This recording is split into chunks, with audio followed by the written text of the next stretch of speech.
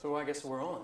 I think we're on, yeah. Yeah. Hey, I was watching you at the Q&A last night that we did for the screening. And, and I'm trying to see part of you and Charles and you, and it's like, is there a well that you drew from that we got the Charles that we see on screen? Because I don't see any I've of also that. had a desperately unhappy childhood.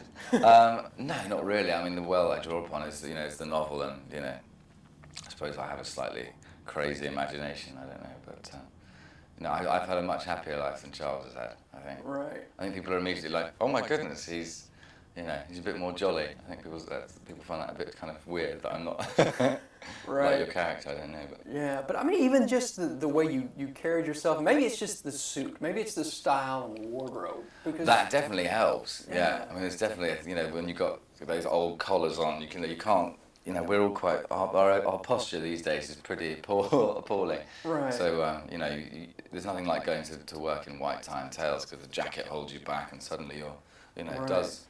I won't say it does all the work for you, but it does half the work for you at least, I think. Yeah. Would you like to see our society go back to that? 'Cause, I mean, you look at us. I mean, we're sitting there in jeans and a t-shirt. I can't imagine doing this in like two coats and an outer coat and the tie. But at the same time, it gives an air to society, I think. Yeah, it was fun because when we were in Venice, I bought a load of ties for the camera crew, and they looked amazing because they were all sort of done up with. And it was boiling hot, but they had their jackets and ties on, and it did hark back to the era that we were trying to reproduce. And I don't know, this is a sort of wonderful. I like the manners from those days, and the sort of tipping of hats to ladies, and maybe clipping a kid around the ear. I think that it was certainly a much more romantic era. I think that we've lost a bit of that these days. Right, and even the college scenes when they're on campus, and I talked to my father-in-law who was in.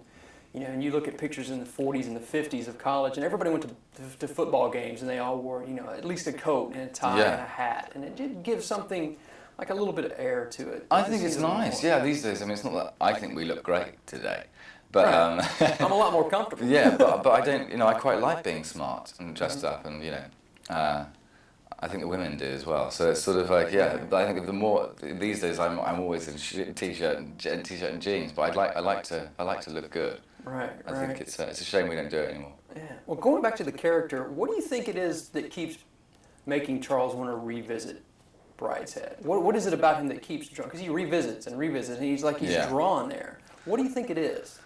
Well, I think, obviously he has to be invited, and there are times when he was thrown out of Marchmain by the Marchmain family. And but for me, if you look at Charles, I always thought see him as quite damaged, and having had he's like the loneliest person in the entire world. And I think that idyllic summer he has there with Sebastian, it's truly the only time in his life that he's ever been happy. So he equates Brideshead with that happiness, and so that's why. Because everyone thinks he's, there's an ambiguity to it, but everyone thinks he's this real social climbing, nasty, all the sympathies with Sebastian, really. And I find that I have all my sympathies with Charles, and, he's just desperately trying to find where he fits in society, and desperately in such love and contact. And so, that's the place he's been happiest. Right, and you see that a lot. There was a scene that intrigued me, because there's a lot of religious elements, obviously, in this film. And impressive, yeah.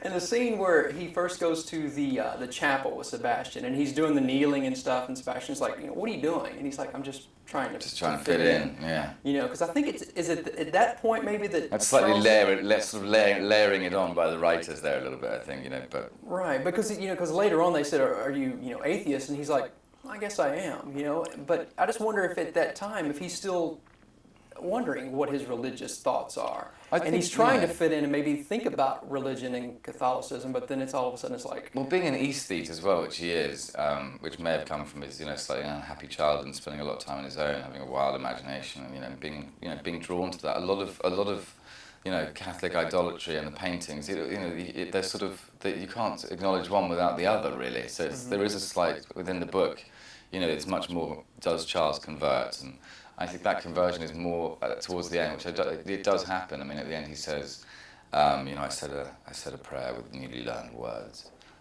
which suggests that he does convert. And I think that's more about his loneliness. It's it's even lonelier being an atheist. So right.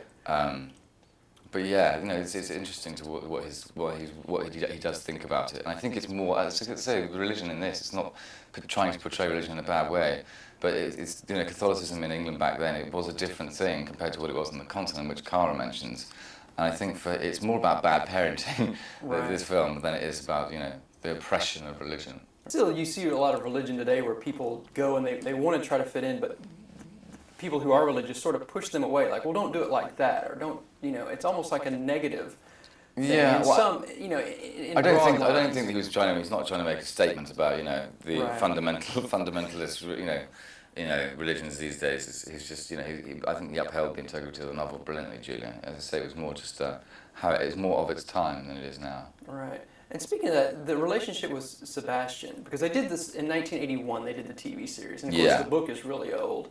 So the relationship between Charles and Sebastian, how do you think it's accepted now compared to like the 80s, and then compared to, especially when it was written? Well, I think they made it much more ambiguous with Sebastian's sexuality in the original one. I think that's obviously because it was made in 1981, and I think views on homosexuality have changed. They haven't come far enough, but they've certainly changed. And like, for example, the line, you know, of Cousin Jasper, you know, sodomites, steer well clear. There's obviously something slightly more than just youthful exuberance which sets Anthony Blanche and Sebastian apart. And I thought Ben's choices were just fantastic in it, because you know, he wasn't camp, but it was definitive that he is gay. And then obviously, you know, there's the ambiguity of, is Charles or is he not? And we certainly chose to play that, you know. And I don't doubt that he would have, you know, possibly questioned his sexuality even if he was straight. But yeah, we played it in another way, because it's much more interesting to have one in love with the other and the other one in love, but one platonic and one physically attracted. All right. Well, it worked out great. It's a good job, man. I appreciate the film, and it was good. You did a good thanks, job. man. Thanks for your time today. Yeah, pleasure. Yeah. Cheers, boss. Thanks.